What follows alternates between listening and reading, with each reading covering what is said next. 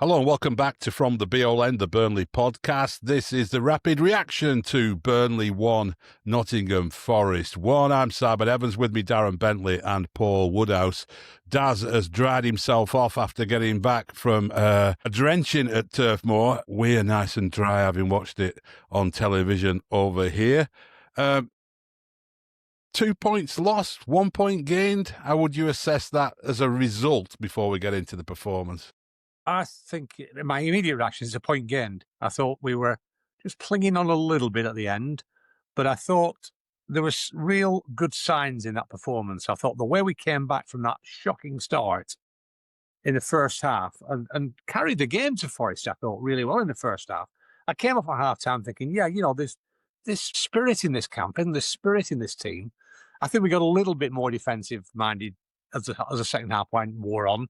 Maybe Florentino's influence wore off a little bit and we ended up being on the back foot a little bit. And there's a nervousness there, I think, conceding in the 90th minute in the last two games, which probably played into that. But overall, I thought it was a point gained. There are problems with this side, certainly going forward. There are issues, I think, in the final third.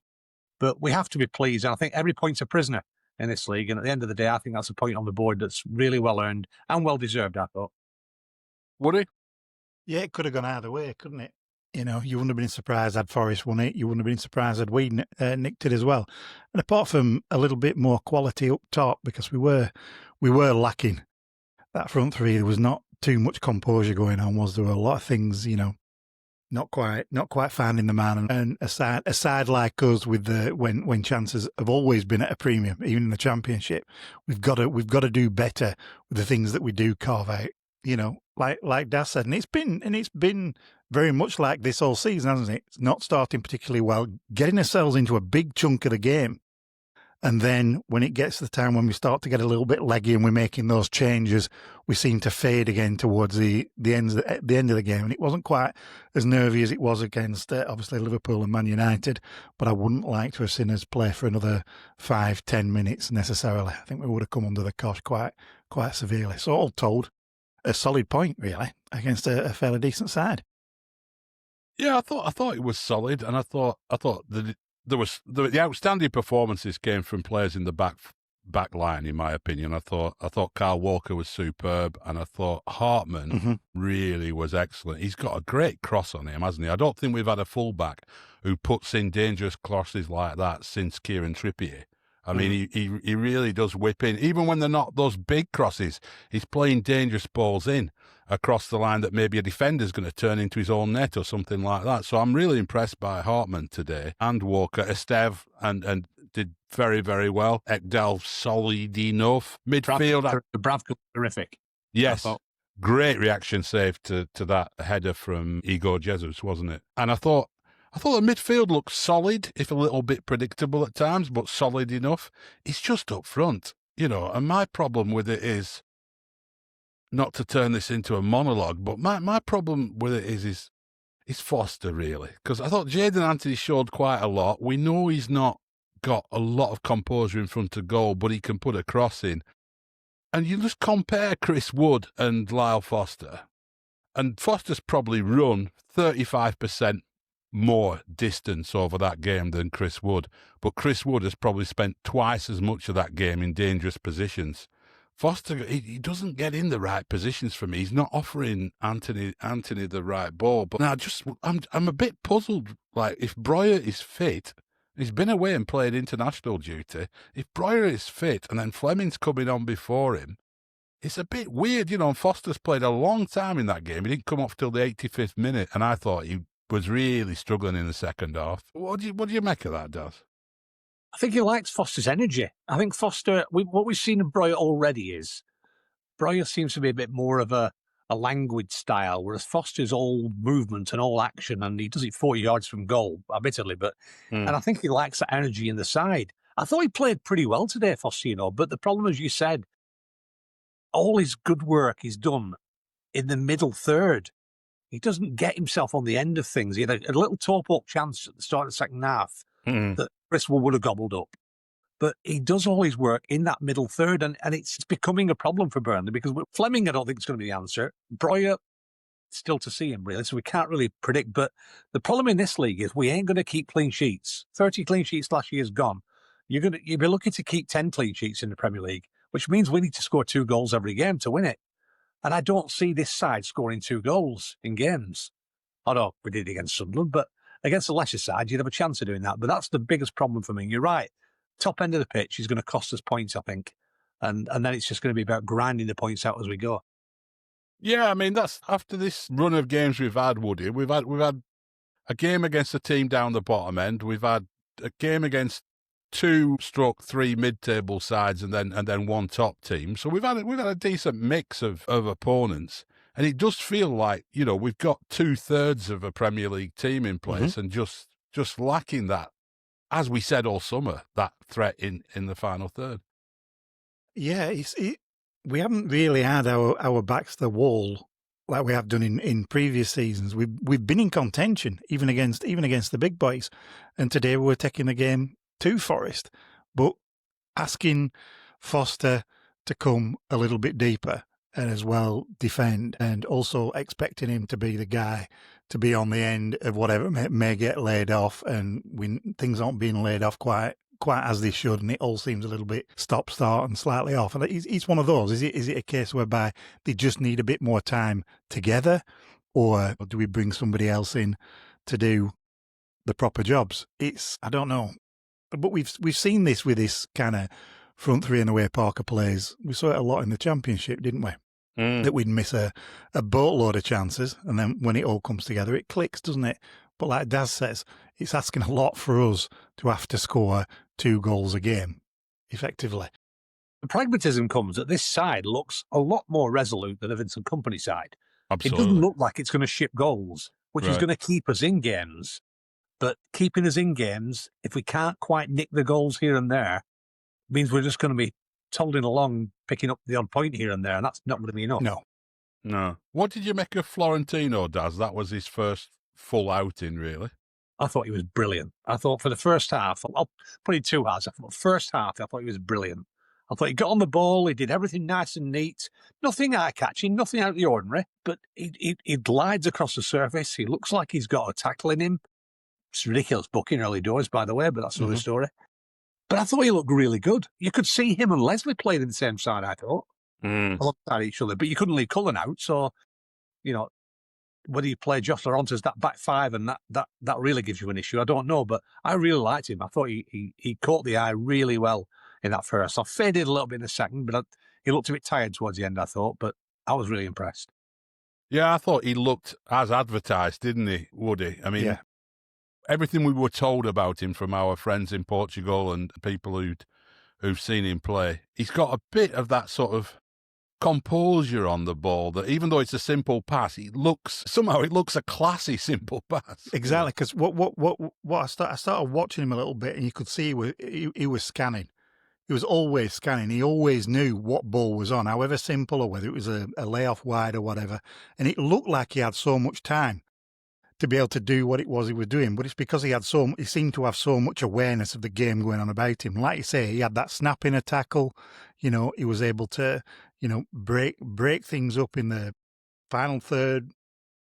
Whatever he was doing, he did it with a certain amount of simplicity and adeptness, and I think he's going to be some player. And I think, like you say, Ogachoku alongside him to do that little bit of shuttling and whatever.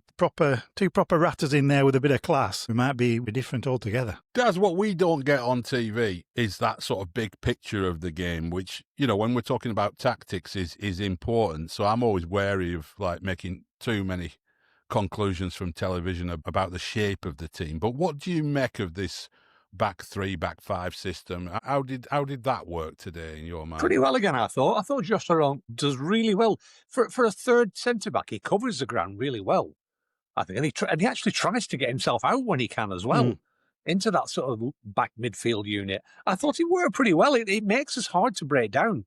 Chris Wood has been fed crumbs today, hasn't he?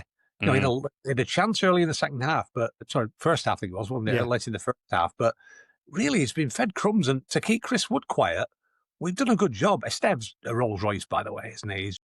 He gets better week in, week out. But I thought it worked quite well. And it allowed Kyle Walker as well a little bit of freedom down that right Mhm. and Hartman Mhm. down the left. And that's important because Hartman, as you mentioned, I thought he really caught the eye in the first half. Some great Yeah. crosses and bombing forward. And him and Anthony have got a good relationship down the left. And I think down the right, Walker gets forward as well. And I think him and Chowner could forge a good relationship there, I think, as well. I like it. I think it works pretty well.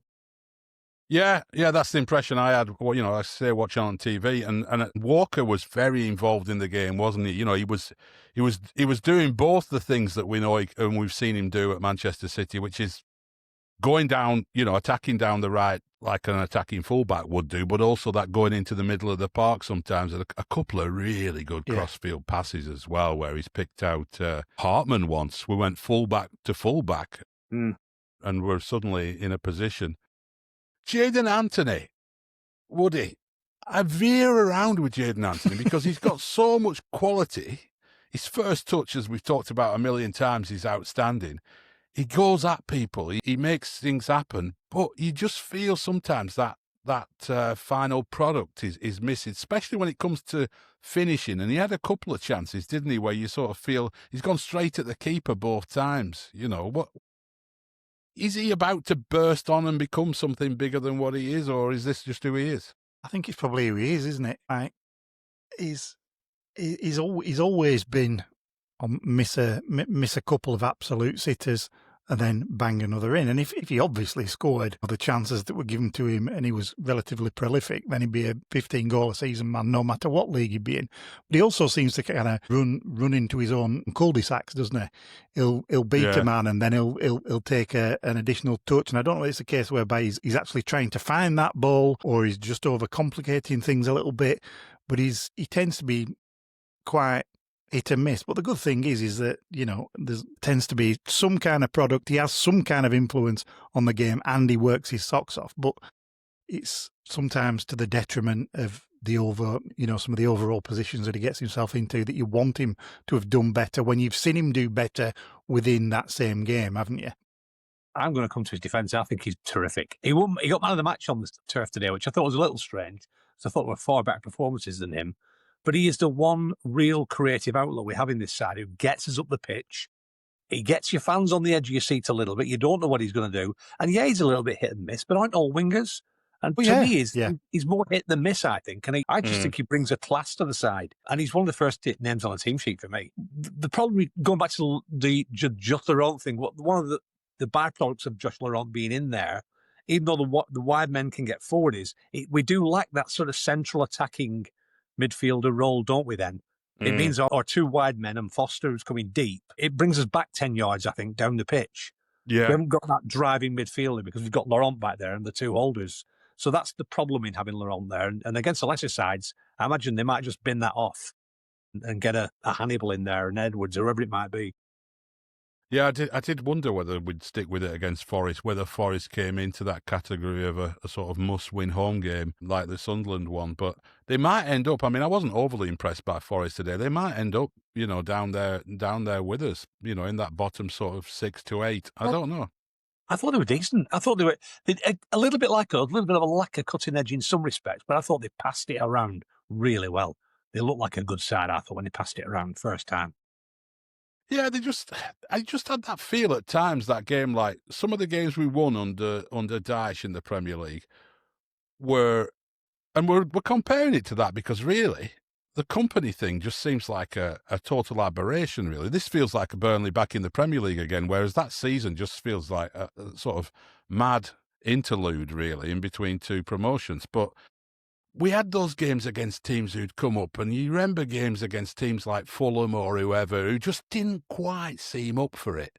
And, would move it around quite nicely, but just didn't seem to have that core or that spirit to them. I just thought that were a bit missing from Forest, personally. But Woody, comparing it, Justin used to throw this one in over the last couple of seasons about liking a team.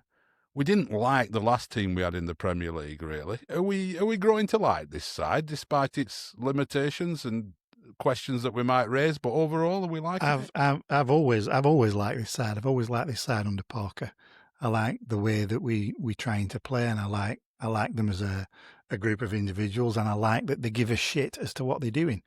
And I think that's primarily what it is, isn't it? And that's the least you can ask for. And the fact that we're making a fist in most of these games is good enough for me. But yeah, I like them. I like them. You concur, Daz? I guess you do from your comments. I love the energy levels in this side. This side just runs and runs and runs. The number of blocks we got in to stop crosses in the last 20 minutes of that game, just blocking the crosses and cutting out the danger at source. Sides in the past we've had haven't done that. I really like it. I think there's a lot to like in this side, a lot of character. I think so, yeah. I think we're all feeling a bit better, and it's nice not to have something happen in the last minute of stoppage time to ruin your weekend, isn't it? So we'll take a point. We'll take a point and move on, and we will be back tomorrow with the full pod. The rest of the boys having dried themselves off, maybe had a Benny and hot or something. It's only September, but it looked like that kind of day. Thanks very much indeed for joining us, and until we return quickly, up the Clarets.